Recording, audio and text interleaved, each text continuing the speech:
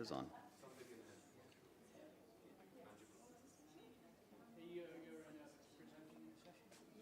One more minute. Yeah, okay, one more minute.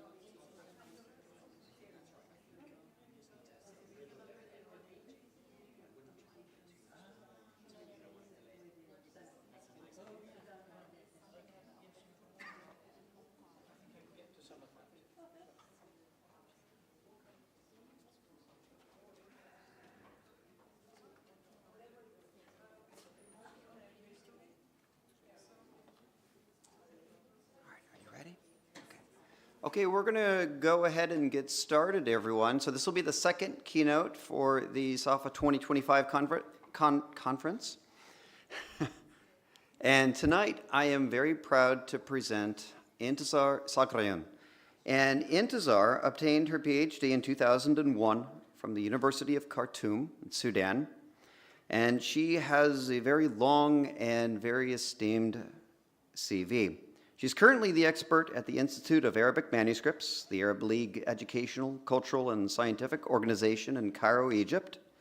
She's the representative to Sudan for Blue Shield International.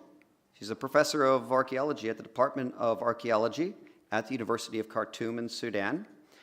She also is a visiting professor at the University of Napoli.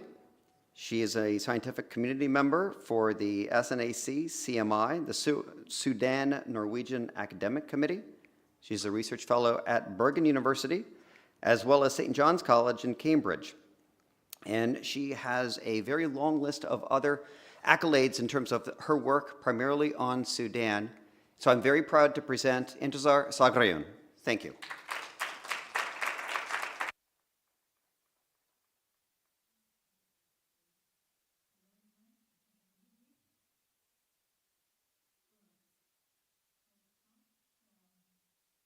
Thanking Eric and the organizing committee for the invitation and for the support, all the support that they have managed to do to bring me at least to Portugal, and also to let the Sudan's voice to be here during this hard time of displacement, conflict, war, and climate change.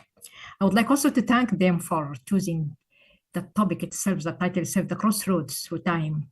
And I will show how I was pleased about it when I looked at the map of Africa and the Sudan and where all these roads are crossing. All right, so my main points are that Sudan historical multiculturalism, that is the first thing that we'll be dealing with.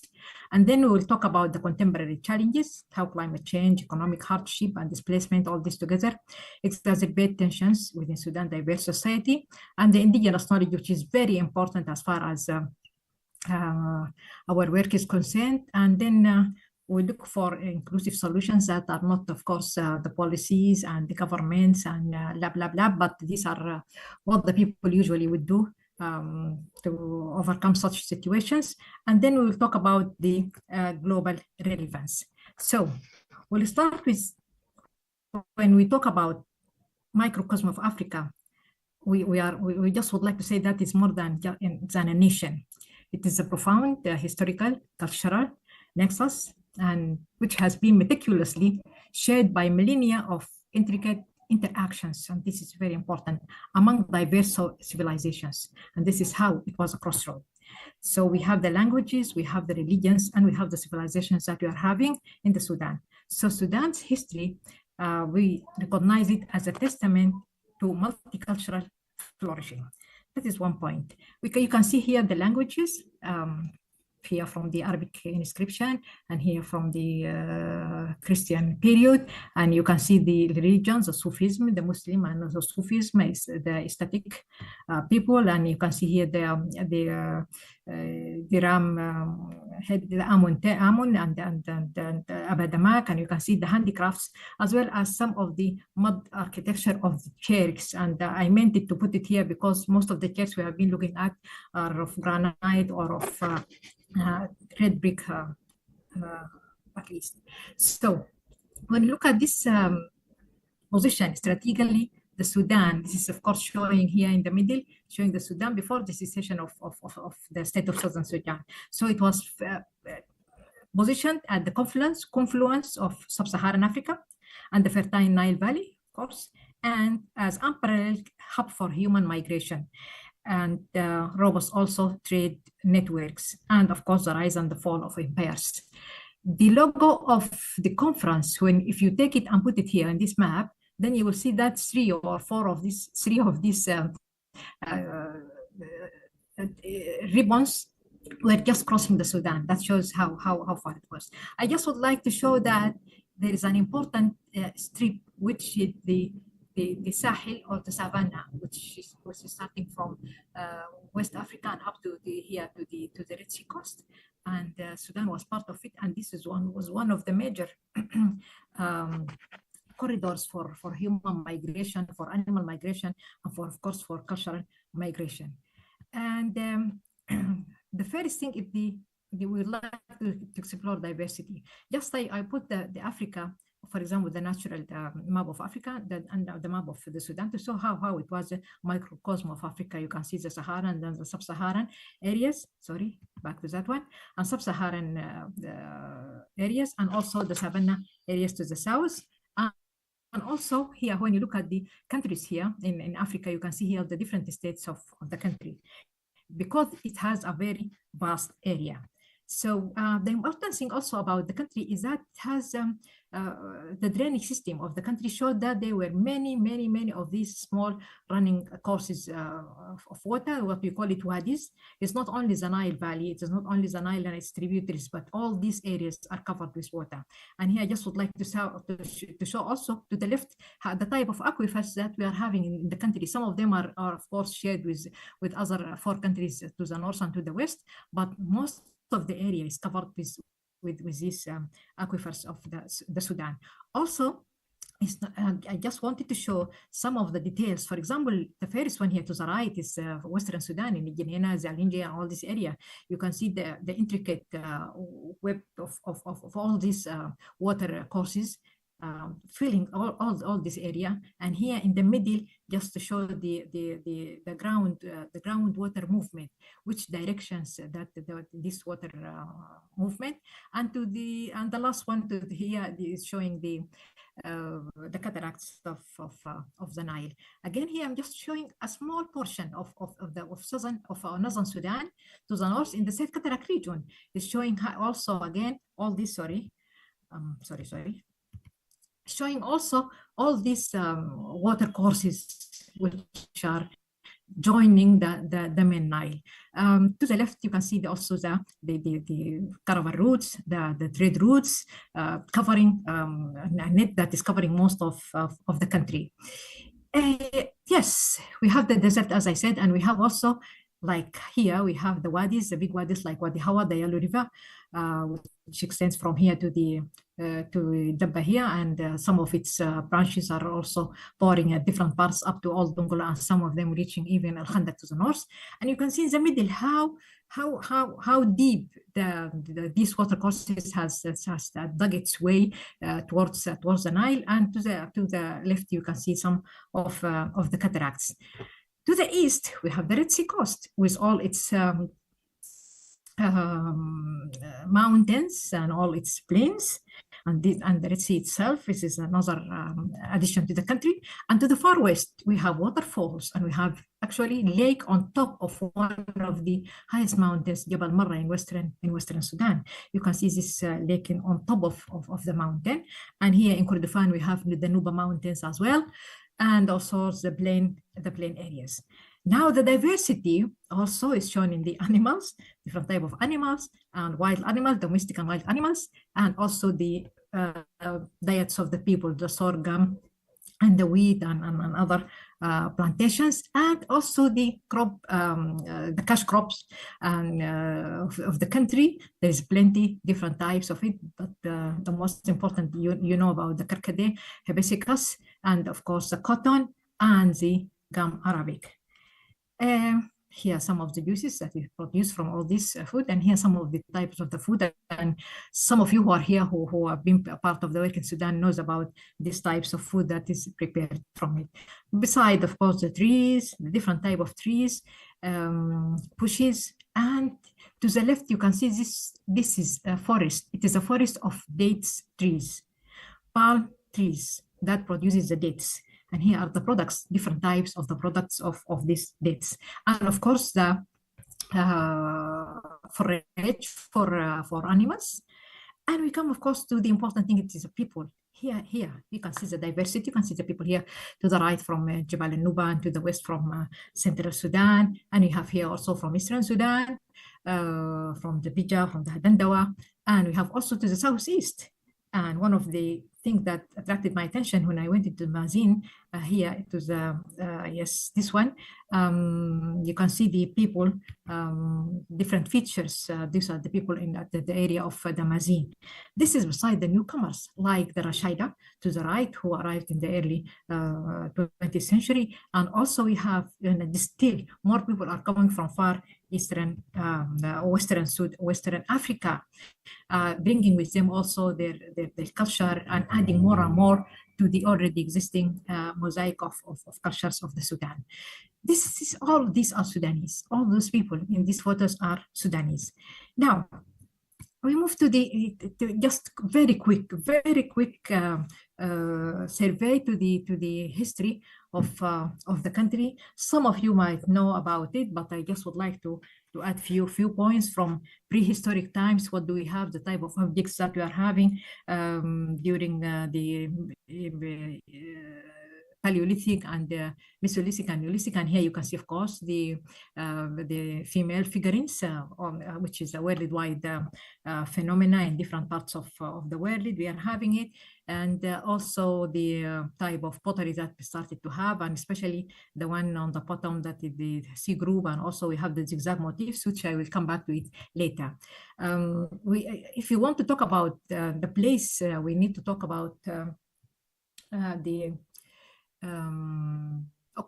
about the cultural landscape, about the power landscape, and about the religious landscape. For the prehistoric periods, we can imagine that some of these animals that have been in rock art, painted or engraved, maybe have been part of the religious landscape. And by the way, the elephant to the right is from northern Sudan in the Said Cataract region. Burkhardt has referred to the existence of elephants at that area.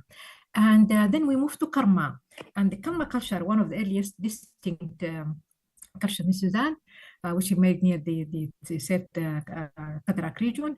And the Karma civilization considered one of the Africa's earliest urbanized societies, and it flourished between the First and the Fourth Cataract region.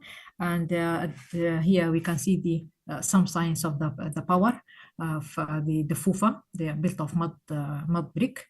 And also we see here some of the religious or funerary power to the left, and to the right up there you can see the heads when they visit their dead. Maybe annually they slaughter cattle, and then they put the head around it. And down you can see parts of the royal palaces of the area. Again, the pottery and the pickers were some of the finest types of pottery, and its production was mass production.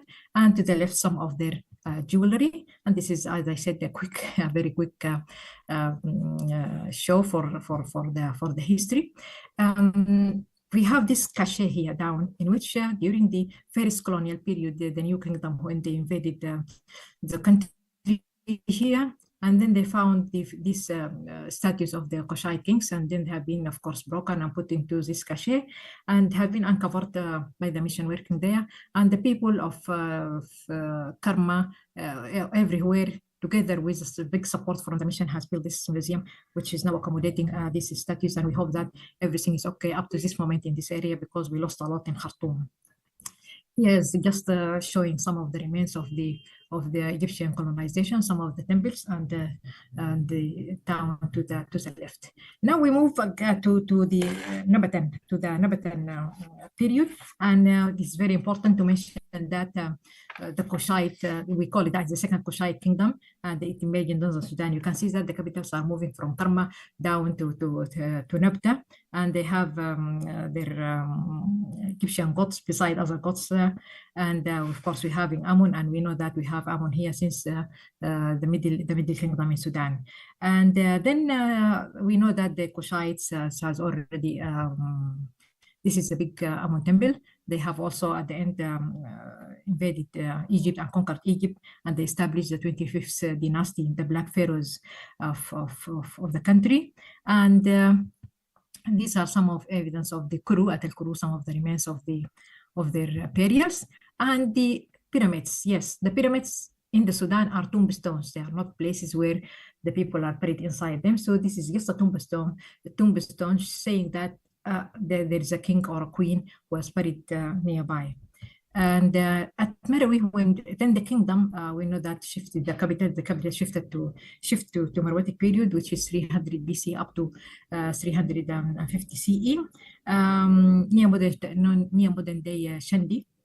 This we can see also the pyramids, and in the middle the royal path when it was excavated early 20th century. And to the right you can see Amun temple, and up there you can see the some of the mosaics that have been used for in some of the palaces in the area. And they are famous for their ironworking and for unique script, the Marwatic, and also the pyramids. And the country has traded at that time with Rome and with India and with Arabia as well. Now, why I called Meroe an empire? Because there are many centers of power, showing the existence of the country at different parts of the country during that time. We have here the Marwatic kiosk, which shows the genius of the Marwatic mason who blended the Egyptian together with the Roman and with the Greek elements in one kiosk. And at the back we can see the famous entrance of the god, the lion god Abadamak, and showing the king and the queen in a famous scene that shows also the equality between the king and the queen. Both of them are holding their swords, and both of them are holding the enemies of the other with the other hand. And here we can see how Abadamak has been represented, different types of representation, like a serpent and like human being. And up there we have another Amun temple. And at Musawarat again. And by the way, all these areas were next to running courses, big wadis. So we can come to understand the importance of such big wadis. And this one at Dangel to the north of Berber. So there are more and more on that Al-Hassa and many other centers that have been uncovered, which show that it was a great empire. Some of the remains of the kingdom, just few remains, and the famous gold of the queens of Meroe, Amani Shakhitu, and some of the statues, statue for the king, and the middle one is for goddess Isis. And we have also again more of this type of jewelry using precious stones. Now, I don't believe, of course, in what they call it dark periods or decline period. We know that when the empire collapsed, excuse me, when the empire collapsed, it just divided into three kingdoms, 3 units. And this is one of them, as we can show it, the remains of the they call it post-Marwatic, but these are the kingdoms that have developed and flourished and which have received the Christian missionaries. We can see here, we have Faras to the north, and we have Oldungula here for Makuria, and we have Soba here. So when we talk about medieval kingdoms, the Christian medieval kingdom, it means a large part of the Sudan is not only restricted to a certain area. And as you can see here, some examples of capitals from Soba, and some example of columns from Oldungula, and some examples of the paintings, and more examples of the remains. And this one is very important because this one in the Western Desert, it is in the Al-Ga'ab region, west of the Nile in Dongola. Its importance is that it shows there are a lot of monasteries and churches in this area, and it might indicate the areas into which the Copts and the monks from Egypt moved after the first years of the first century of the Christianity. They have been, of course, oppressed by the Romans and then later by the Muslim Arabs. So they moved south, and we think that these are the places where they found refuge. And for Islam, of course, it's already, they were Muslims during the Christian period. They were trade. We know that they were trade, and we know that Nubian kingdoms even developed their own art, architecture, and they developed their own language. And also they have their own commercial relations, which led to the infiltration of Muslims to the country. And here the science of power for Sinnar. This is a drawing of the palace, and down you can see the religious power showing the mosque at that time. Moving to the 1821, but before that, I must mention something very important, that the Sudan from 1584 have been part of the Ottoman Empire. The area from the Cataract region and to the north was part of the Ottoman Empire. So we had Ottomans in the shape of some forts, fortresses, and then, of course, the garrisons who were there after a while, they got settled, and they have definitely their effect on the people and in the culture of the people there. So during the 1821 Muhammad Ali invasion of the Sudan, here are the remains of some of the two gubbas for the some of the leaders. And to the left, you can see the remains of one of the indigo industries, which have been established in many parts of the Sudan, just for 10 years or 12 years, and then they stopped it due to difficulties, some difficulties of the production itself, and it's expensive and needs a lot of water. But the indigo industries were in many parts of northern Sudan. And then the Mahdiya, and here to the right, you can see the ruins of Khartoum when it was invaded in 1899. And now you know that it is already invaded.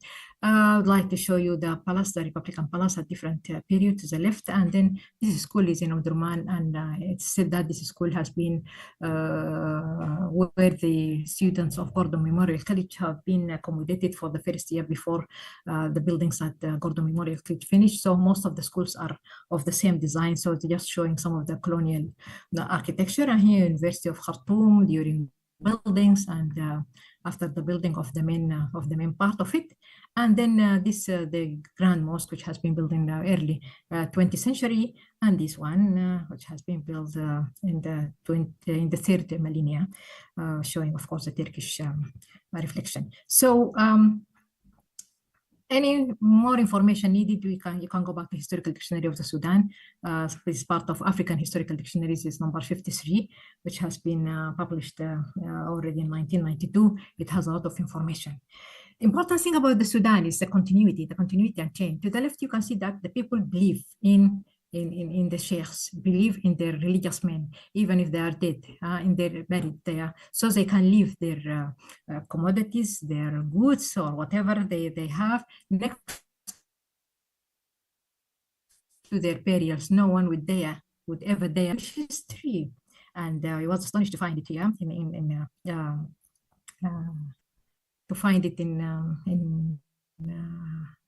Western Sudan, in Al Ubayd. And I have seen part of it in Al Ubayd, near the Gubba of famous Sheikh Ismail al-Wali, and also at the Shekan. It is an area where the battle has happened. So it reminds me of all these wishes all around the world. And we have different types, by the way, in Northern Sudan, which I started, of course, taking attention of it as it is in Africa, most of Africa, and also in the other world, in Europe and in the Americas. So instead of burying the objects with the dead, as it has been before Islam and Christianity, now they are putting all these objects next to the burials. Some of them for the birds to put some seeds or water, but others are just like goods, just like gifts and given to the sheikhs. You can see some of the what you call it, perfumes. Yes, some of the perfume remains here, and even remains of food. And also, and here they believe that in the healing of the sheikhs, it is famous sheikh, then they can come and scrub it. Yes. And here there remains also of some of the food covers, Some of them were found in excavations, and I think Adams have a lot in Columnarty 3. But this shows also the continuity, and this one is a new one, and nobody believes that this one is in Khornubt when we visited the site with Dr. Ahmed Hussein.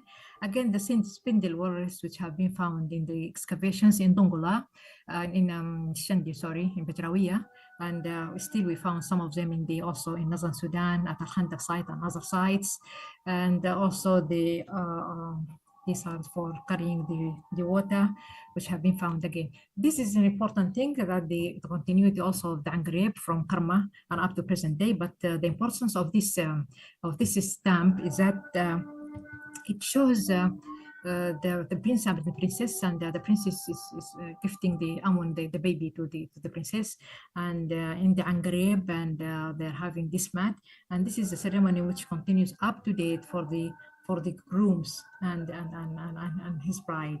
And I'm having this photo because this is my son. You can see the band here in his head, and you can see all these things that he is wearing. It's just like decorating him, crowning him like a king, and also his bride.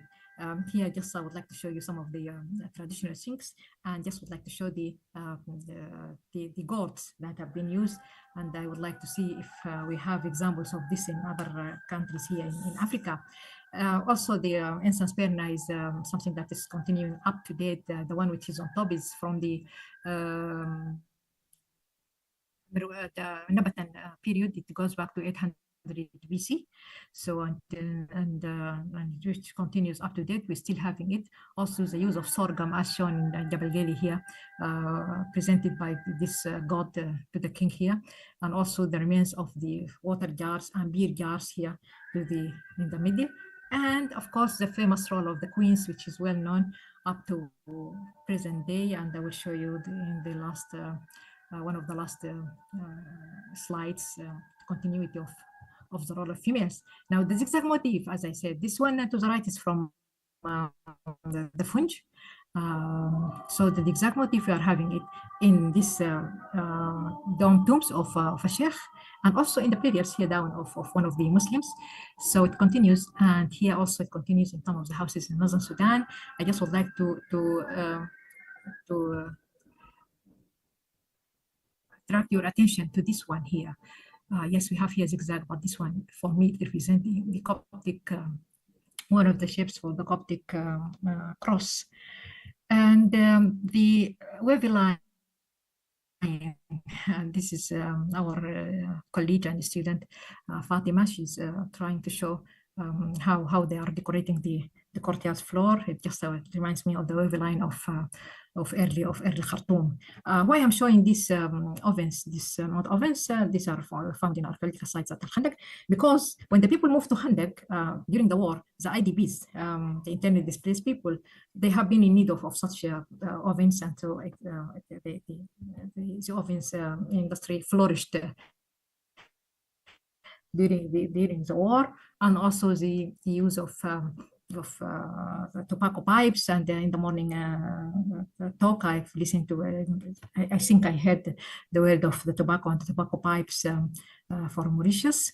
Now, the contemporary challenges and adaptations, and also the indigenous knowledge, that is very important. So if you want to talk about the agricultural adaptation, we need to at least to say that one of the things that I believe, actually I have done it in a paper long time ago, which I couldn't actually anyway publish, but we have been referring to what type of agricultural adaptation that people would have. We know that in the face of these challenges, Sudanese communities are drawing upon centuries of accumulated indigenous knowledge and traditional practices to adapt to changing climate. So this deep understanding of the environment passed down through generations offers valuable insights and practical solutions for building resilience. For example, for agricultural adaptation, they have drought-resistant crops and varieties. They have traditional farming techniques. They have also the crop diversification. They have water harvesting and soil conservation, which I will be showing to you. And they have the home gardens like the Jubraka, we have it in Darfur, as well as agroforestry. For the pastoral adaptation, they have livestock mobility and animal diversification, again, just like the crop diversification, and they have the rangeland management as well, and the traditional animal health care again. And for weather forecasting, yes, local communities rely on traditional ecological knowledge to predict weather and the climate hazards, which include animal behavior, cloud types, vegetation phenomena, and all that, and more. Of course, we don't have time to mention all, but they have the know-how about it. So the community-based natural resources management, I would like to say that the indigenous governance structures often play a role in regulating access to common natural resources. We are having all these problems between the pastoralists and between the farmers, defining nomadic routes and settling also disputes. So that is something that have been carried on all the time. Now, what challenges in integrating indigenous knowledge? These are very important. So we have the documentation and dissemination, because most of this knowledge is oral and context specific. So making systematic documentation and wider dissemination difficult. Also, we have the marginalization. That is another thing. Sometimes we exclude traditional knowledge systems for the other approaches or new approaches, especially in policy program development. And then we have political and economic factors, the conflicts, the displacement, and all these things are affecting the indigenous knowledge. And we have the limited capacity. We have also some external pressures like the rapid environmental degradation. This is one of the pressures, and the lack of integration. And how to move forward in this? Of course, we have to recognize the critical role of indigenous knowledge. So we have to adopt the participatory approach, like involving the local communities in the planning and in the implementation of adaptation initiatives, like documentation and validation, like knowledge co-production, and more of this. I'd just like to show you quickly some of this, like drying the meat. And the lower one is showing how we were doing it in Sudan, and then of course for salting the fish. And this is up there. Here's the type of food that we can produce from this from drying the meats. And again, here are some of the objects that are useful for carrying some of this food and dry food, especially for the caravans. And this one for hanging the food on the ceilings from domestic animals, and also for allowing more air, to pass through it, and instead of the fridge. And to the right, we have the abre, which we use it in Ramadan. But again, the abre is one of the food that is prepared, as it will be dry, and it can be carried and can be for 1 year in good situation. The people are using these jars for salting the fishes, and also for preparing the beer from sorghum. And again, here we have also these silos for the crops, which keeps all the crops for almost 1 year. The techniques of the shadoof and the technique of the sagia that continues for long, though it is stopped. But now some people went back to the shadoof in the Fourth Cataract region, and my professor Abbasid Ahmad told me about some of these attempts. And of course, we have as well the wells. Now, some of the techniques again is a water reservoir, then the hafir, which started since the Meroitic times, and it's still continuing being used up to date.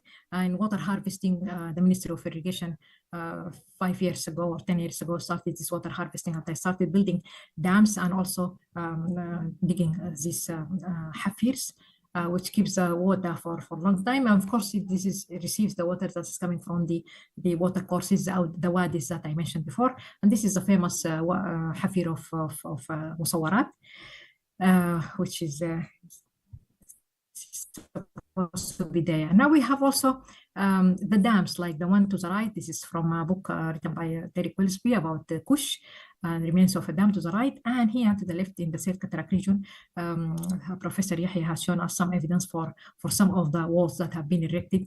And you can see here also in these areas in the Third Cataract region. And also we have creating islands, yes, and erecting dams.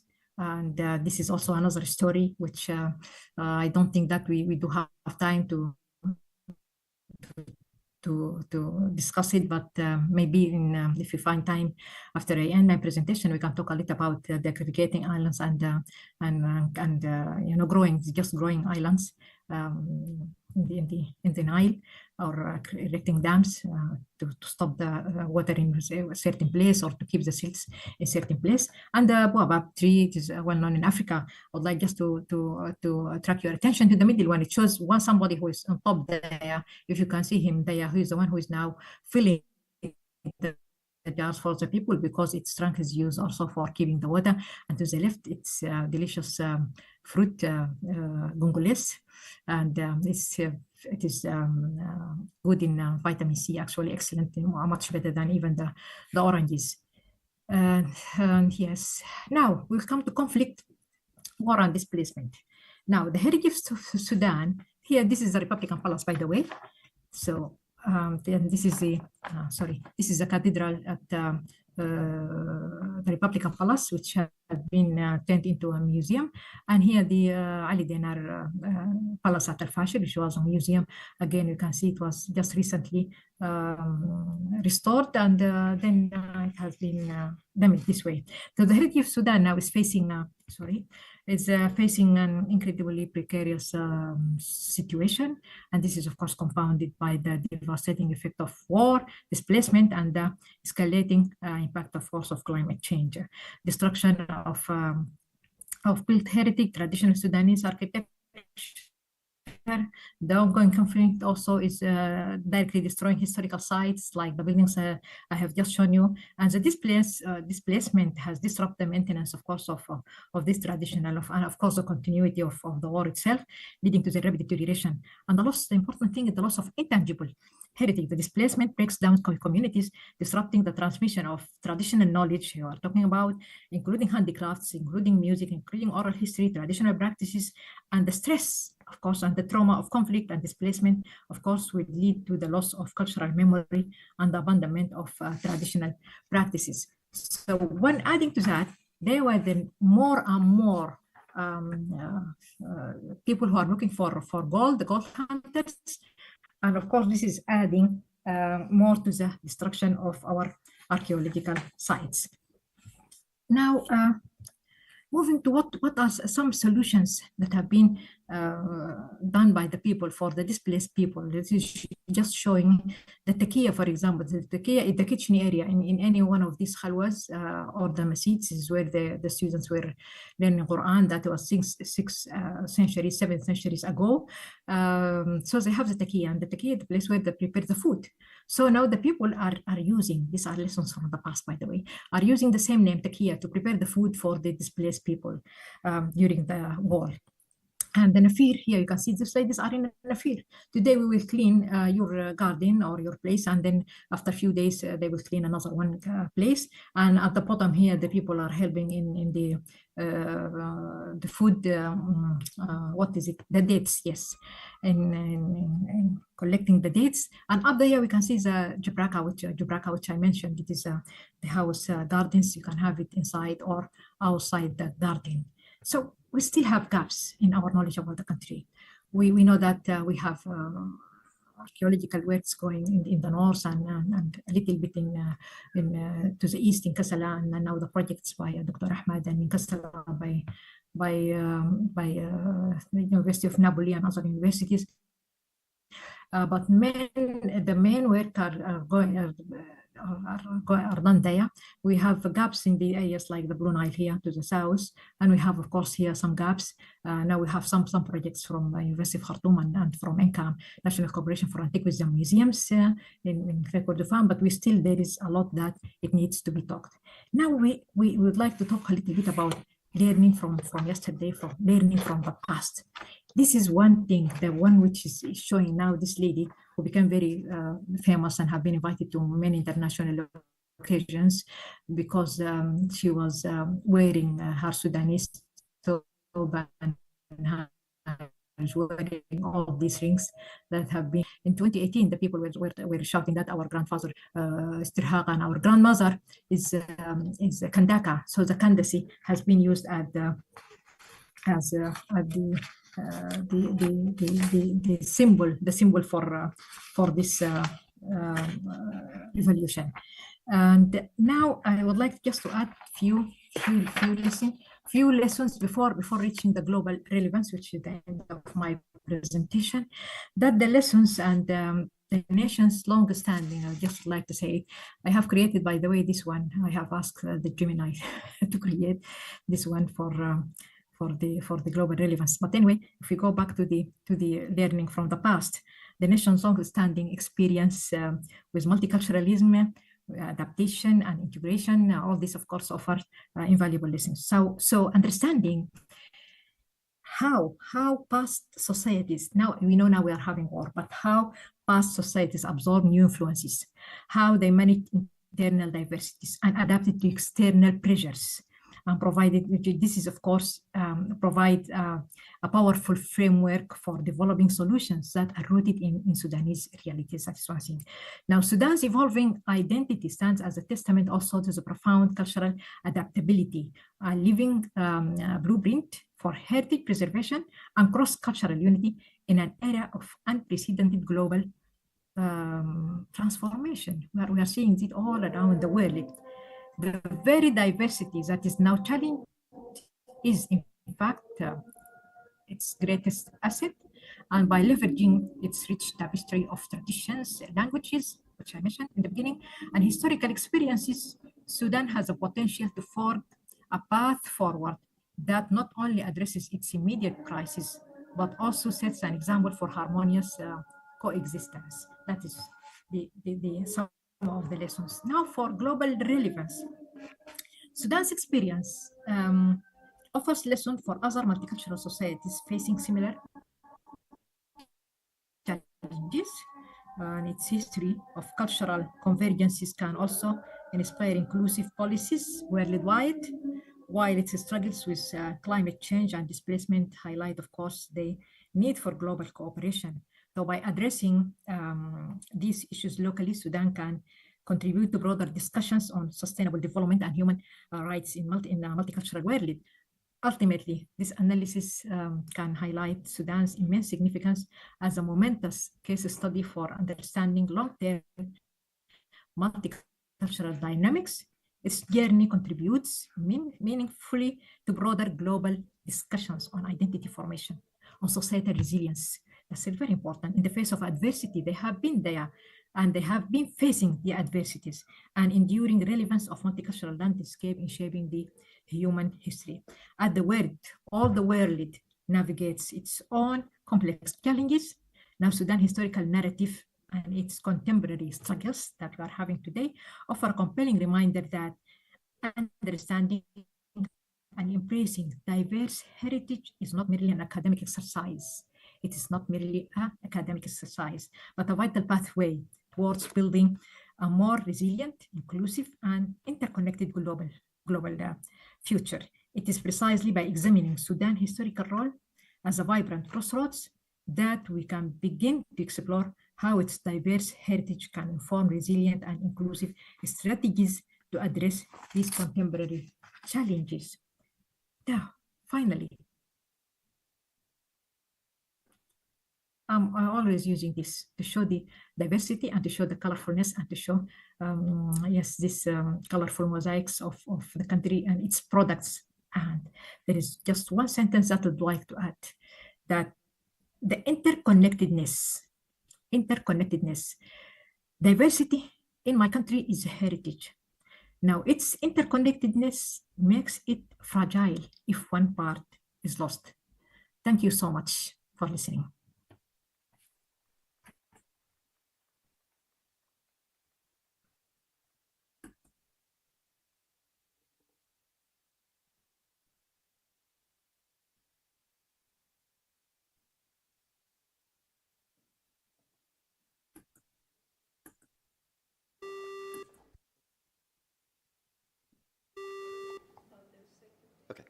All right, we have a couple of minutes for questions, and we have an audience here as well as online.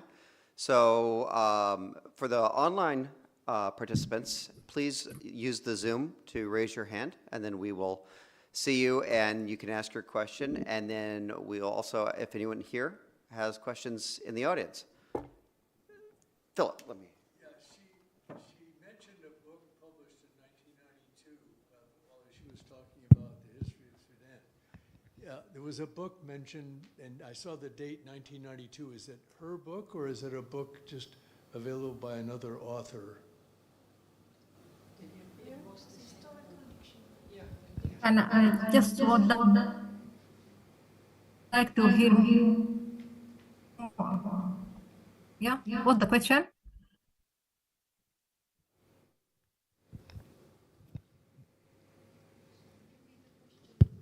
Oh, here. That one. There you go. Said my internet connection is not stable. Yeah, what is the question? Yeah, the question was, there was mention in one slide of a book published in 1992, I guess on the culture of Sudan, but are you the author or is it someone else? Okay, no, I'm not the author. I'm not the author. I'm just referring the people to this book because it tells about every part of the history of the country. No, I'm not the author. Let me just check it for you. Where exactly I put it, I don't remember. All right, I will look at it this way.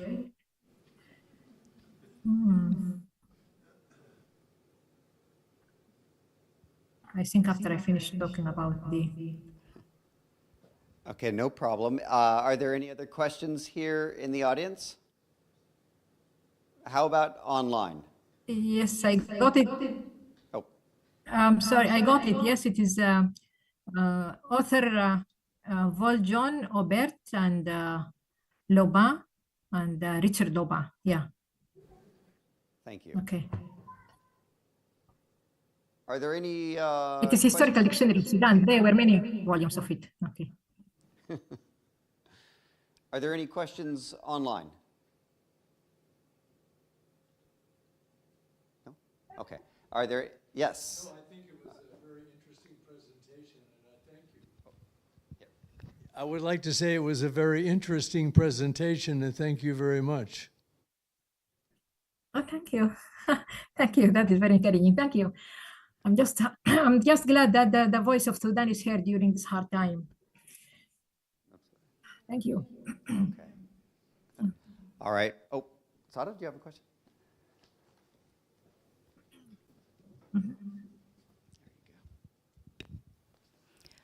Thank you so much for your presentation. Could you say something about how the archaeology community can act to help Sudan or promote any forward ways of going during this time of difficulty and conflict? And so far, do you see much help and support coming from outside? I know there are some initiatives locally which are essential and really the most important part in dealing with what's happening in Sudan, and we all know what's happened to the museums and what's going on. But I'm sorry to bring up negative topic, but it's still, I hope, relevant, and I hope you can catch your 2 prayers that you've missed. All right. Okay, thank you. Thank you so much, actually, for bringing this. Yes, I really wanted to talk about it at a certain point, but I said, oh, okay, no, it is not part of this presentation. But yes, it's a good question. Let me tell you, we are disappointed in the big organizations, and I don't want to talk about it more than this, okay?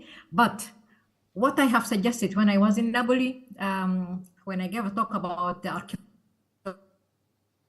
archaeology and higher education, is that we are having more than 45 or 46 missions working in the Sudan. I think many of them are local missions, but we have all these foreign missions representing universities and representing museums. So we have all this data within their database in their countries. We have all these objects all around the world. So I have just suggested that we need a portal where all these universities and museums and everyone who had been working in the country can contribute to this portal and can put all the information and all the objects that we are having in this portal for our coming generation. We know that the museum have been looted and the destruction has handled a lot of areas and a lot of places in the country. So this is one way. And the other thing is that there are a lot of objects in the magazines and in the storerooms of these museums, international museums. So they can also afford some scholarships for our young generation, for junior generation to come there to study whatever they're having for Sudan. And then this is the only way that I can see that can help us at this point. Thank you so much for the question. Thank you. Are there any other questions from the audience? Okay. Well, Intisar, thank you so much again for your presentation tonight. And thank you, everyone, for coming here tonight. And with that, that's the end of this next keynote. Thank you very much. Thank you. Intisar. Thank you so much. Apology for the planes and for the Adan also interrupting the talk. Thank you.